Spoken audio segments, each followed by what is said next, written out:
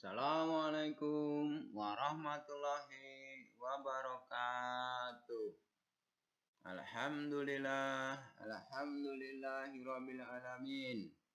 Anak-anakku sekalian, di pagi yang sangat cerah ini, marilah kita selalu bersyukur kepada Allah yang telah memberikan kesempatan dan kenikmatan kita untuk selalu thalabul ilmi di madrasah yang kita cintai, yaitu Madrasah Ibtidaiyah Muhammadiyah Watu Kunang. Anak sekalian, seperti biasa, sebelum pelajaran kita mulai, mari kita menggugah semangat kita dulu dengan mengucapkan yel-yel. Mana semangatmu?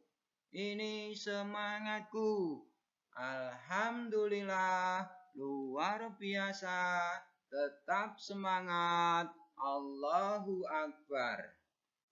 Anak-anakku sekalian, pada pagi hari ini mari kita belajar tentang fikih dengan tema asiknya berkurban.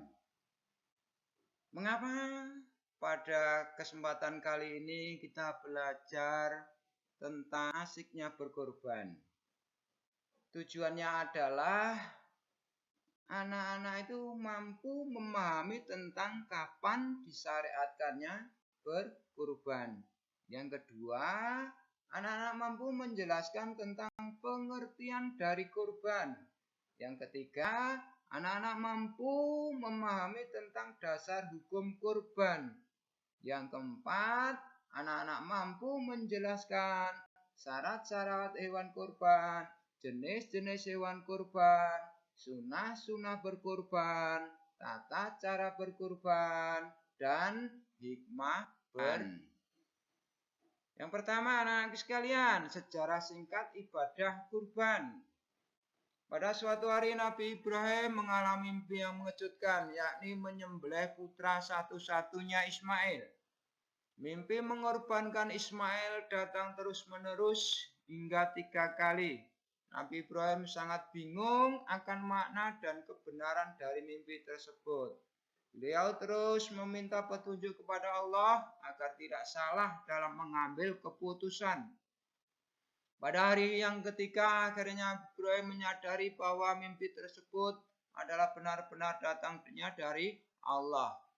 Perintah kurban Nabi Ibrahim yang disampaikan oleh Allah melalui mimpi dikisahkan dalam Al-Quran, surat As-Saffat ayat 102. Selanjutnya anak-anakku sekalian,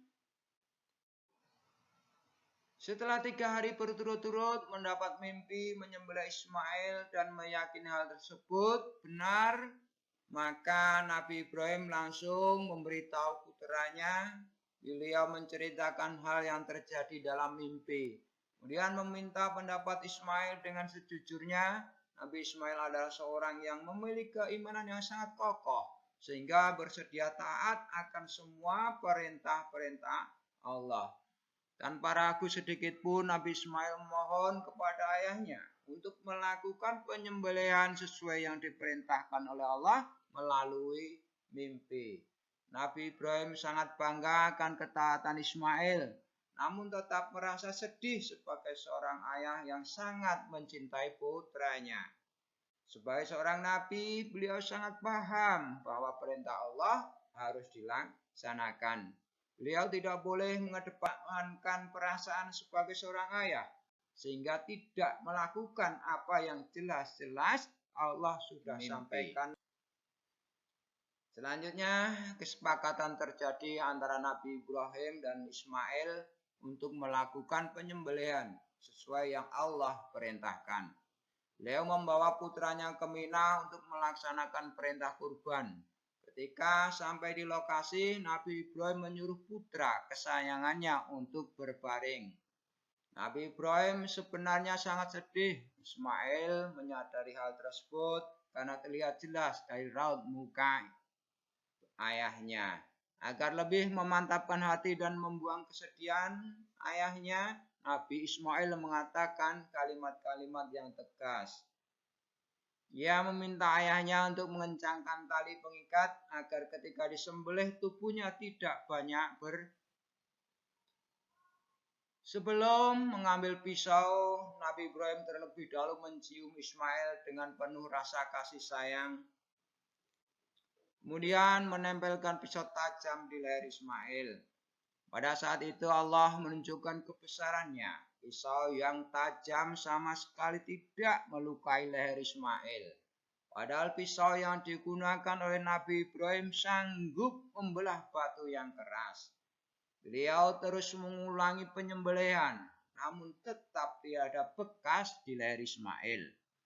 Lalu Allah menurunkan firman-Nya yang termuat dalam Al-Quran surat As-Saffat ayat 104-108. Allah hanya bermaksud untuk menguji Nabi Ibrahim, kemudian mengganti sembelihan dengan seekor kambing. Kalian, demikian tadi adalah sejarah singkat tentang disyariatkannya ibadah kurban. Selanjutnya adalah pengertian ibadah kurban. Kata kurban itu berasal dari bahasa Arab yaitu korobah yang berarti dekat atau mendekatkan. Kurban dimaksudkan untuk mendekatkan diri kepada Allah SWT dengan mengerjakan sebagian perintahnya. Dalam kurban dikenal juga istilah udhiyah yang merupakan nama untuk hewan kurban yang disembelih pada hari raya kurban. Selain itu terdapat juga kata tadliyah. Ini digunakan sebagai makna berkorban atau kurban. Anakku sekalian, selanjutnya adalah hukum ibadah kurban. Ibadah kurban merupakan ibadah yang hukumnya adalah sunnah mu'akkad. Sunnah mu'akkad artinya ibadah yang dianjurkan dengan penekanan yang kuat atau hampir mendekati wajib. Ketentuan mengenai kurban juga tertulis dalam Al-Quran surat Al-Had ayat 34 yang artinya, dan bagi tiap-tiap umat telah kami syariatkan penyembelihan kurban supaya mereka menyebut nama Allah terhadap binatang ternak yang telah direzekikan Allah kepada mereka, maka Tuhanmu ialah Tuhan yang Maha Esa. Karena itu berserah dirilah kamu kepadanya dan berilah kabar gembira kepada orang-orang yang tunduk patuh kepada Allah. Quran surat Al-Had ayat 30. Selanjutnya anak-anakku sekalian juga dijelaskan dalam surat Al-Kautsar ayat 1-3. A'udzubillahi minasyaitonirrajim. Bismillahirrahmanirrahim. Inna a'tainakal kautsar fasholli lirabbika wanhar inna syani'aka huwal abtar. Sesungguhnya kami telah memberikan kepadamu nikmat yang banyak, maka dirikanlah sholat karena Tuhanmu dan berkorbanlah. Sesungguhnya orang-orang yang membenci kamu dialah yang Yang selanjutnya anak-anakku, jenis-jenis dan syarat-syarat hewan kurban. Hewan kurban yang pertama adalah sapi. Ini berumur berapa? Berumur 2 tahun, sempurna dan memasuki tahun yang ketiga. Yang kedua adalah unta. Ini berumur lebih atau sama dengan usia 5 tahun dan memasuki tahun yang ke-6. Yang ketiga adalah kambing. Berumur 2 tahun sempurna dan memasuki tahun yang ketiga. Dan yang keempat adalah domba. Ini berumur berapa? Ini berumur 1 tahun sempurna dan memasuki tahun yang kedua atau telah berganti. Anak sekalian, selanjutnya syarat hewan kurban. Syarat hewan kurban yang pertama adalah hewan kurban harus hewan ternak. Yang ketiga, sudah memasuki usia yang disyariatkan. Yang ketiga, hewan kurban bebas dari aib. Yang keempat, waktu penyembelihan hewan kurban. Sunah-sunah bagi yang berkurban adalah berkorban dengan hewan gemuk, tidak memotong rambut dan kuku, menyembelih sendiri atau menyaksikan langsung, membaca basmalah dan dzikir, menyantap daging kurban, penyembelihan di hari Idul Adha.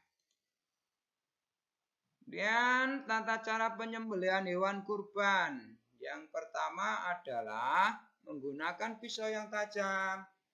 Semakin tajam pisau, maka akan semakin baik. Yang kedua, tidak mengasah pisau yang akan digunakan untuk menyembelih di hadapan hewan yang akan disembelih. Yang ketiga, menghadapkan hewan ke kiblat. Yang keempat, membaringkan hewan kurban di atas lambung sisi kiri. Lalu bagaimana doa penyembelihan hewan kurban? Doa penyembelihan hewan kurban adalah Allahumma minka wa ilaika taqabbal min. Maksudnya apa? Titik-titik. Ini maksudnya adalah menyebutkan orang yang berkurban. Contoh yang berkurban namanya Burhan. Allahumma minka wa ilaika taqabbal min Burhan. Dan selanjutnya waktu berkurban. Waktu berkurban ini dilaksanakan setelah sholat hari raya Idul Adha pada tanggal 10 Dzulhijjah dan hari Tasyrik, yaitu tanggal 11, 12, dan 13 Dzulhijjah. Hikmah kurban. Yang pertama, hikmah kurban adalah menadani ketaatan Nabi Ibrahim. Yang kedua, meraih derajat takwa.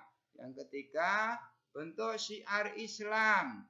Yang keempat, perwujudan syukur kepada Allah. Yang kelima, membentuk sikap peduli kepada kaum du'afa. Anakku sekalian, demikian penjelasan materi fikih.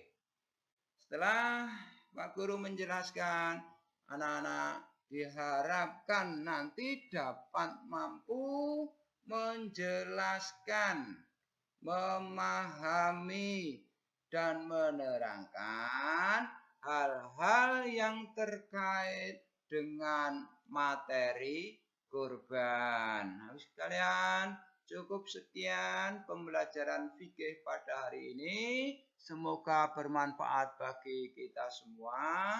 Assalamualaikum warahmatullahi wabarakatuh.